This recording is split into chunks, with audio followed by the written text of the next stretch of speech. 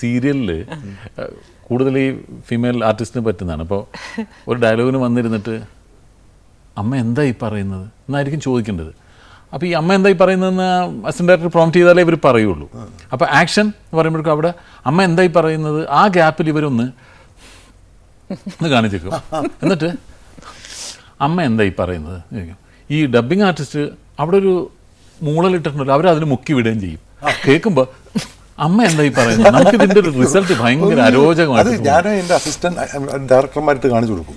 ഇപ്പോൾ ഒരു പടത്തിനകത്ത് ഒരു ആർട്ടിസ്റ്റ് ഞാൻ ഇവിടെ നിന്നിട്ട് നമ്മൾ പറയുമല്ലോ, നീ അവിടെ നിൽക്കുകയാണ്, സൗണ്ട് കേട്ടു, നീ ഞെട്ടിയൊന്ന് നോക്കണമെന്ന് പറയും. അങ്ങനെ ഇയാൾ ആക്ഷൻ നോട്ടം നോക്കും. ആ നോട്ടത്തിനകത്ത് എല്ലാം ഉണ്ട്. ഈ ഡബ്ബിങ് തിയേറ്ററിൽ വരുമ്പോൾ പുള്ളി കയ്യിൽ നിന്ന് ഫില്ല് എല്ലാം പോയി. അപ്പം ഞാനെന്ത് ചെയ്തറിയാം, ഞാൻ എൻ്റെ അസിസ്റ്റൻസിനെ വിളിച്ചിട്ട് ഇത് കണ്ടല്ലോ നിങ്ങൾ സൗണ്ടല്ലേ കേട്ടുള്ളൂ, ഇനി സൗണ്ട് കെട്ടി കണ്ടാതെ കാണാൻ പറയും. ആ നോട്ടത്തിലെല്ലാം ഉണ്ട്.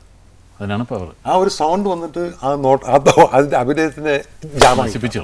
അപ്പം അങ്ങനെയുള്ള സാധനങ്ങളിലാണ് ഞാൻ പറയുകയും ഭാഗ്യലക്ഷ്മി അത് ഉൾക്കൊള്ളുകയും ചെയ്ത് കഴിഞ്ഞിട്ട് അവസാനം വന്നു കഴിഞ്ഞിട്ട് എനിക്കൊരു എന്ന് വെച്ച് കഴിഞ്ഞാൽ ലാസ്റ്റ് റീൽ 12th റീൽ എന്ന് പറയുന്നൊരു റീലുണ്ട്. അതിനകത്ത് ഇവിടെ ഔട്ട്ബേഴ്സ് ചെയ്യുന്നുണ്ട്. ഈ പിന്നെ നദിയാമ്മ ഇത് പത്പിച്ചേച്ചിയാണ്, അവൾക്ക് അസുഖമാണെന്ന് പറയുന്നുണ്ട്. അതിൻ്റെ 2 വേർഷനാണ്. ഒന്ന് പിന്നെ ഭയങ്കരമായിട്ട് ശകാരിക്കുകയാണ് വല്യമ്മയെ, അവസാനം ഇല്ലെന്ന് വെച്ച് ഞാൻ മരിച്ചുകൊണ്ടിരിക്കുകയാണ് എന്ന് പറഞ്ഞാൽ അതിൻ്റെ വേറെ തലമാണ്. അപ്പോഴത്തേക്ക് പുള്ളിക്കാരൻ ഫുൾ സ്വിങ്ങിലായി കഴിഞ്ഞിട്ട് ആ കോൺഫറൻസിൽ നിന്ന് ചെയ്തും അത് ചെയ്ത് കഴിഞ്ഞിട്ട് ഞാൻ 2 പ്രാവശ്യം ഇട്ട് കേട്ടോടെ ലക്കിനോട് ബാലേന്ദ്രമേനോൻ വന്നു. ബാലേന്ദ്രമേനോൻ വന്നിട്ട് ആ റീല് മാത്രമായിട്ട് കണ്ടു. അപ്പോൾ അന്നാണ് എനിക്ക് ആ ഭാഗ്യലക്ഷ്മിയുടെ ടാലൻറ്റിനെ പറ്റി അറിയുന്നതും ഭാഗ്യലക്ഷ്മിക്ക്. പക്ഷെ ഭാഗ്യലക്ഷ്മി ഞാൻ കുറച്ച് പ്രസീവ് കാണുമായിരിക്കും പിന്നെ എനിക്കെന്താ അറിയാം, പിന്നെ അത് കഴിഞ്ഞിട്ട് പുള്ളിക്കാരി അങ്ങ് പോപ്പുലറായി എല്ലാം കഴിഞ്ഞ് അവിടെയൊക്കെ പോയിട്ട് സൂര്യപുത്രിക്ക് ഡബ് ചെയ്യാൻ വരും. അപ്പോൾ അവിടെ നിന്ന് ഡബ് ചെയ്യുമ്പോൾ ഞാൻ പറഞ്ഞു ഭാഗ്യലക്ഷ്മി വരുന്നു. എനിക്ക് ഭാഗ്യലക്ഷ്മി വേണ്ട, എനിക്ക് കഥാപാത്രം മതി. അവിടെയാണ് വടക്ക്.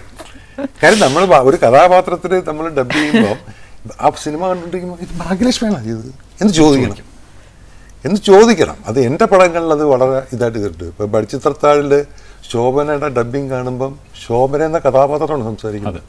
അവിടെ ഭാഗ്യലക്ഷ്മി എന്നുള്ള കഥാപാത്രം അവിടെ വരുന്നേ ഇല്ല.